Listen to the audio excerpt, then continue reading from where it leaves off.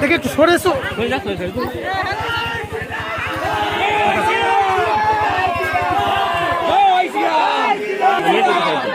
মায়েদের সাইড দাও, মায়েদের সাইড দাও।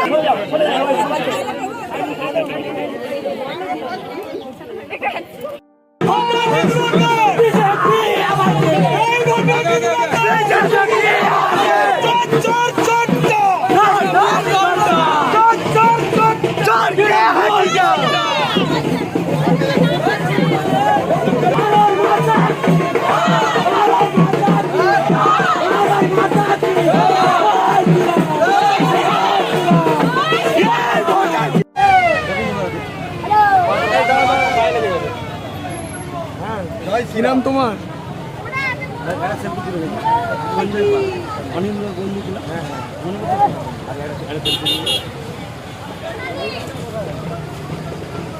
এই ফোনটা সর, ফোনটা পেঁচিয়ে আন।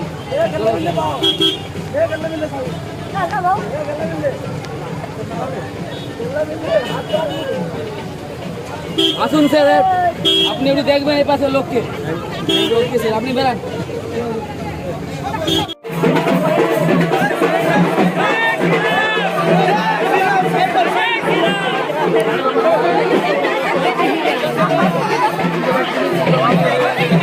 ভাই সামনে, ভাই ভাই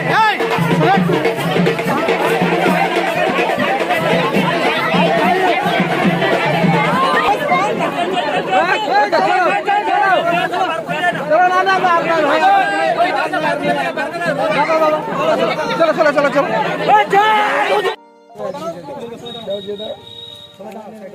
স্লোগান দিলে ভালো হয়। হ্যাঁ হবে তো, দেন না। বাচ্চাগুলোকে সরিয়ে দিন, বাচ্চাগুলো দেখাতে পারেন। বাচ্চাগুলো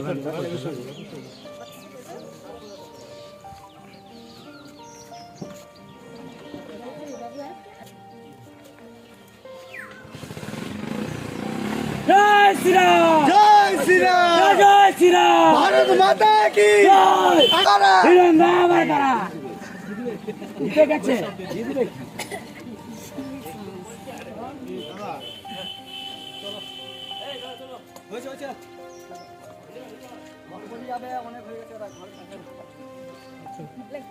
হ্যাঁ ছাড় দিতে না।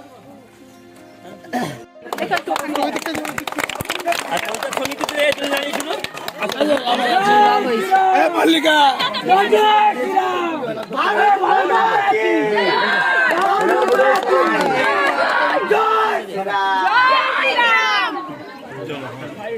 চলো সাইড দাও, সাইড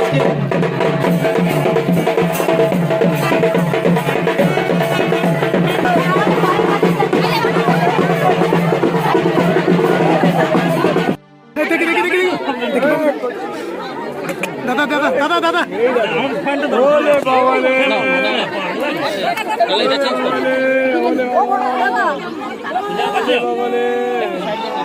দেখেছো আমাকে আদর করছে। বাদিকে এসো,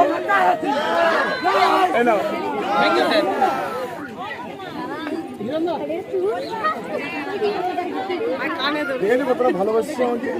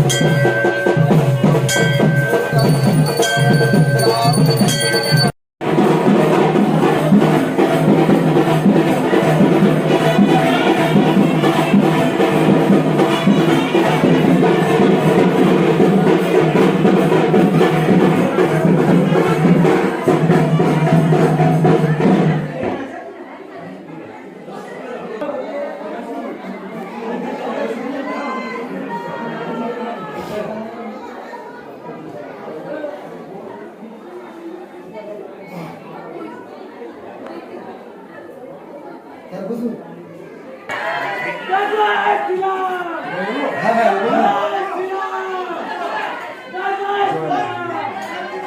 सर्वमंगल मंगल शिव शंकर साई साई ब्रह्म नारायण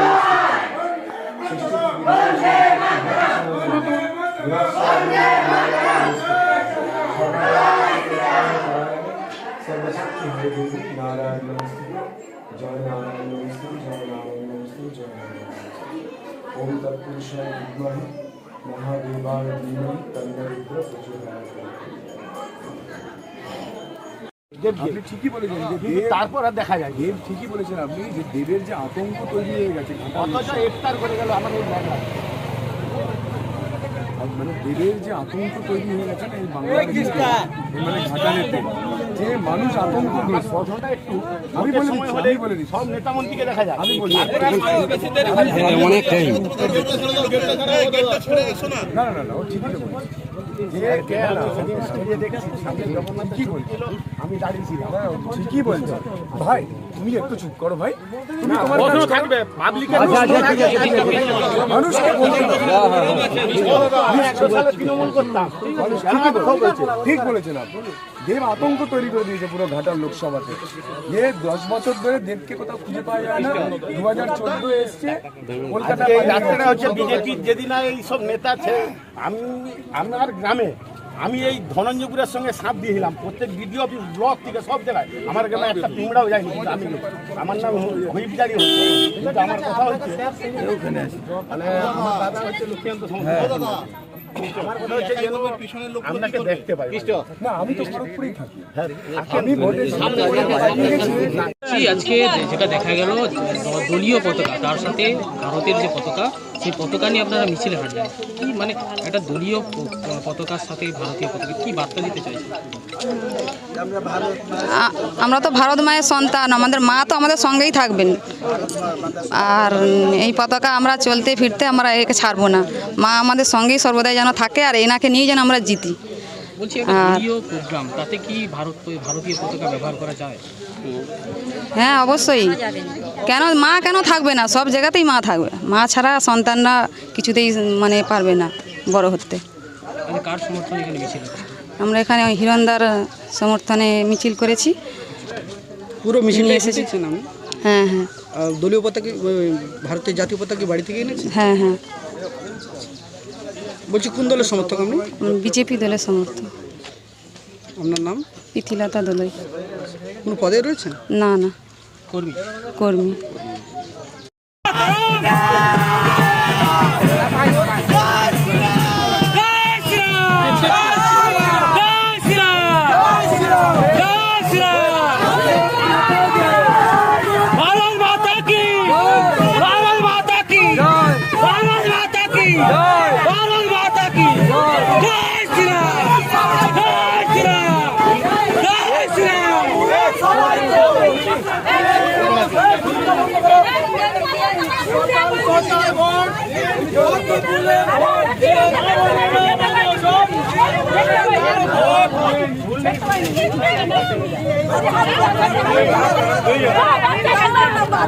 আমরা কি সোশ্যাল মিডিয়ার কিছু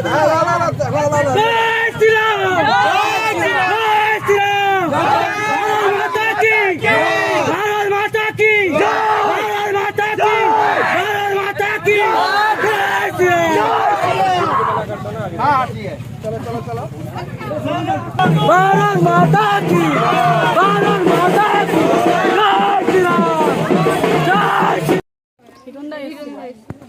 কি কারণে কেন এসেছিল? ভোটে দাঁড়ানো হয়েছিল। অ্যাকচুয়ালি বিজেপি প্রার্থী ভারতীয় পার্টি জনতা থেকে বিজেপি থেকে জিতে এসেছি, সেই জন্য আজকে দাদাকে নিয়ে আসা। আর আগামী লোকসভা ভোটেও যদি দাদা জিতেন, সেই জন্য মানুষের যাতে পাশে থাকতে চায়, আরও এই জন্য লোক বিশেষ করে আসা। আর বিশেষ করে আমাদের গ্রামে অনেক কিছু উন্নতিও হচ্ছে, ঘর বাড়ি, পানীয় জল, রাস্তাঘাট। সেগুলো কি জানালেন হিরণদাকে? হ্যাঁ, কিছু কম জানানো হয়েছে। বলছি একটা বিষয়, আজকে যেটা দেখা গেল আপনাদের যে দলীয় পতাকা তার সাথে দেখা গেল জাতীয় পতাকা নিয়ে হাঁটতে, মানে কি বার্তা কেন? জাতীয় পতাকা যে আমরা সব ভালোবাসি, অ্যাকচুয়ালি ভারতীয় জনতা পার্টি থেকে ভালোবাসি, ভারত মাকে ভালোবাসি, তাই আমরা সঙ্গে করে নিয়ে যাচ্ছি। কি নাম আপনার? সন্ধ্যা দেবী কি পদে রয়েছে? পঞ্চায়েত প্রতিনিধি। পঞ্চায়েত কোন দলের? বিজেপি। পঞ্চায়েত সদস্য। হ্যাঁ